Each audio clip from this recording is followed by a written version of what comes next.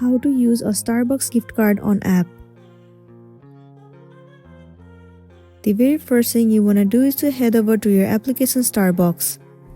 Enter your login credentials and then sign into your account. Once you have been signed into your specific account, it will land you on this home page. Head over to the card section at the bottom left, and then it will redirect you to this page. In this page, what you want to do is simply enter your gift card number and also the security code. Once you have entered the card number and the security code, click on Add Card at the bottom right corner. Once you have applied the gift card, you will be able to make purchases at any participating Starbucks store.